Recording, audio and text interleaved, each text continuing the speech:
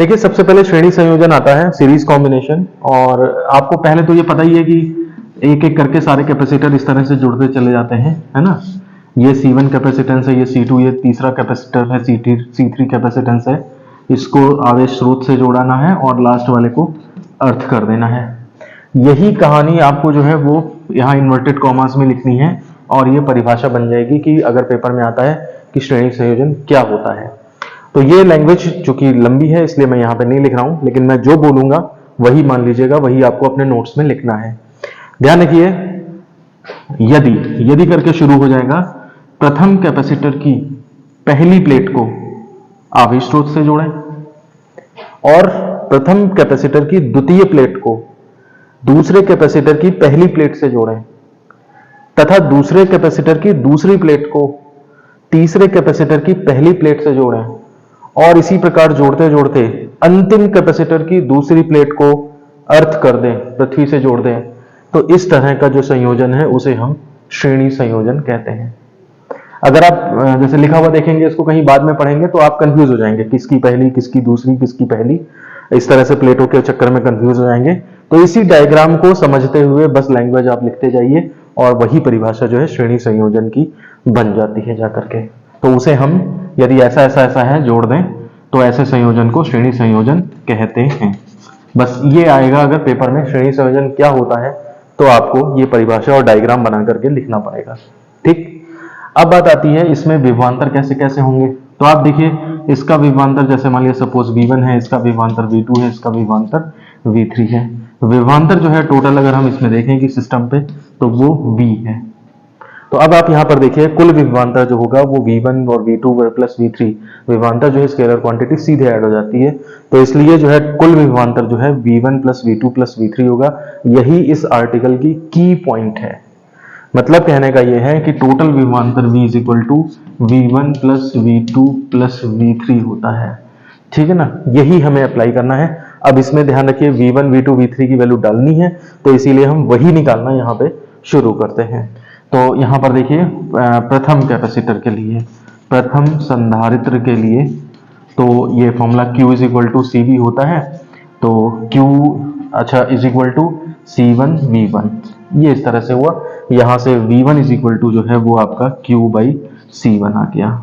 ये question number यहाँ पे फर्स्ट हो गई। एक चीज और जो डिस्कस करना है इसमें, जो कि आपको हमेशा ध्यान रखना है, यहाँ से जो चार्ज इसको प्लस Q मिलेगा उससे प्रेरण की वजह से वही माइनस Q यहाँ जनरेट होगा। दूसरी प्लेट दूसरे सिरे पे जो प्लस Q जनरेट हुआ वो यहाँ पे चला आएगा प्लस Q, इससे प्रेरण से माइनस Q जनरेट होगा। इसके दूसरी साइड जो प्लस Q है वो इस प्लेट पे चला आएगा और माइनस Q इस तरह से। कहने का मतलब यह है कि सीरीज कॉम्बिनेशन में चूंकि एक के बाद उसी से प्रेरण होता चला जाता है, इसलिए यहाँ पर हमेशा ध्यान रखिएगा कि आवेश जो है वो समान होता है सारे कैपेसिटर पे और विभवांतर अलग अलग हो सकता है। विभवांतर जो है वो डिफरेंट होता है। तो जो चीज डिफरेंट होती है उसी के सम की फॉर्म में यहाँ पे इक्वेशन बनती है। तो सीरीज में जो है वो V is equal to V1 plus V2 plus V3, इस तरह से ये इक्वेशन जो है वो बनती है। तो यहाँ पर जो है पहले हमने पहले कैपेसिटर के लिए V1 निकाल दिया। मतलब क्वेश्चन अराइज होता है ना, हम V1 ही क्यों निकाल रहे हैं, हम C1 इक्वल टू निकाल लेते हैं, या हम Q इज इक्वल टू इसी तरह से फॉर्मूला लेके रहने देते हैं। तो देखिए जो रखना है वहां पे, इसीलिए हम वो चीज निकाल रहे हैं। फिर इसी प्रकार अगर हम दूसरे कैपेसिटर के लिए बात करें तो डायरेक्ट लिख सकते हैं V2 is equal to Q by C2 and V3 is equal to Q by C3। ये इक्वेशन नंबर सेकंड हो गई। ये इक्वेशन नंबर जो है हमारे पास थर्ड हो गई। अब परंतु, अब यहाँ पे लिख देते हैं परंतु जो कुल विभवांतर होगा, कुल विभवांतर तो वो कितना होगा, V is equal to V1 plus V2 plus V3, और इसमें substituting from first second third तो आपका ये हो जाएगा Q by C1 plus Q by C2 plus Q by C3। यहीं से आपको दिखने लगा है कि 1/C1 plus 1/C2 plus 1/C3 type का फॉर्मूला आ रहा है। यहाँ से V इज इक्वल टू हो जाएगा Q common and 1/C1 plus 1/C2 plus 1/C3, equation number 4 ये बन जाता है। तो तीन कैपेसिटर क्या काम कर रहे हैं उनकी कहानी ये रही। अब बात आती है तुल्य धारिता की। तुल्य का मतलब है इन तीनों के बराबर एक अकेला कैपेसिटर अगर काम कर ले तो हम उसे तुल्य संधारित्र कहेंगे। जैसे मान लिया सपोज ये तीन मिलकर कुछ काम कर रहे हैं, तीन मजदूर है मेरे पास और तीन मजदूर मिलकर के एक काम एक दिन में कर पाते हैं। अगले दिन मैं गया और एक ऐसा आदमी पकड़ के ले आया जिसने अकेले ही वो सारा काम 3 के बराबर का काम जो है वो अकेले सुबह से शाम तक कर दिया। तो हम ये कहेंगे कि उन 3 आदमियों के तुल्य ये आदमी है, इक्विवेलेंट है उसके। तो सेम ऐसे ही यही काम अगर अकेला कर ले कोई, जैसे अकेला एक कैपेसिटर लगाया हमने और उसको भी हमने वही प्लस क्यू चार्ज दिया और अर्थिंग कर दी, तो वो अगर वही काम कर रहा है जो ये, मतलब क्यू चार्ज देने पे V विभवांतर, जितना ये टोटल विभवांतर था पूरा, वो अकेले उतना होल्ड कर ले रहा है, तो उसकी धारिता जो C है वो कहलाएगी इसके तुल्य धारिता। तो यदि कैपिटल C तुल्य धारिता है तो उस केस में Q is equal to CV, या यहां से भी V इज इक्वल टू निकाल लो तो Q बाई C। ये इक्वेशन नंबर 5 हो जाएगा। ये इस सिस्टम के लिए है और ये फॉर्मूला इस सिस्टम के लिए है, और दोनों ही सिस्टम सेम है, तो इसका मतलब ये दोनों इक्वेशन सेम होंगी। तो लेफ्ट साइड में VV है, तो यानी कि राइट साइड में भी बराबर होगा।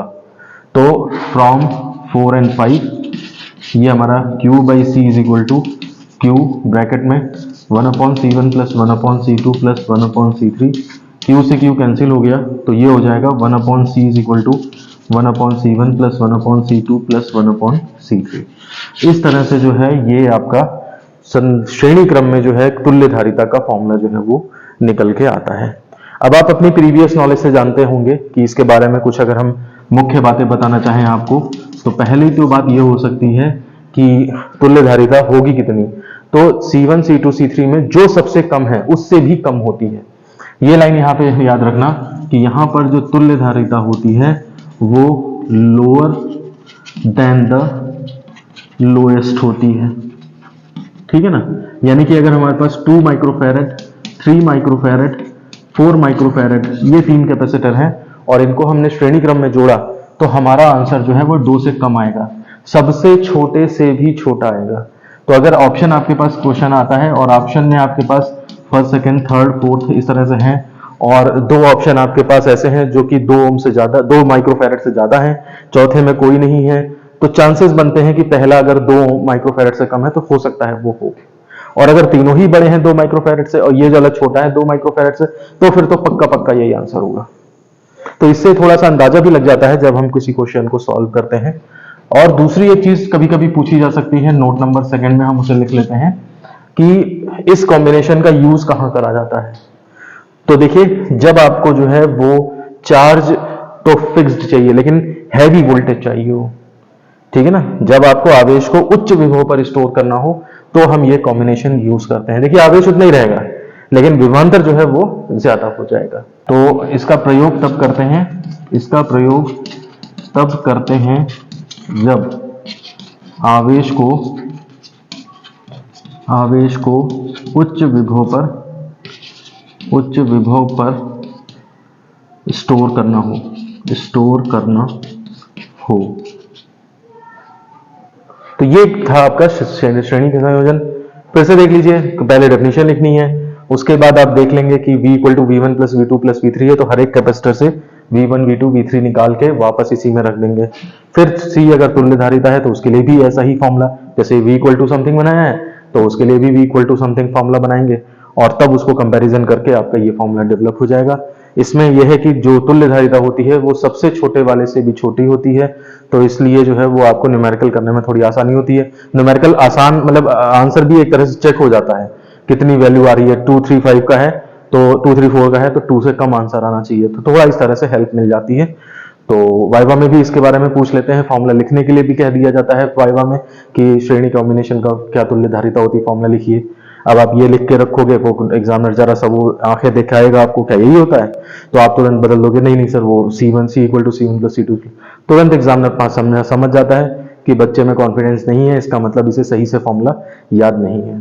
तो इसलिए चीजों को आप ध्यान से पढ़ें ताकि वो आपको याद रह पाए और आप वाइवा या इंटरव्यू में उनका उपयोग कर पाए। तो ठीक है, फिर ये आर्टिकल हमारा खत्म होता है।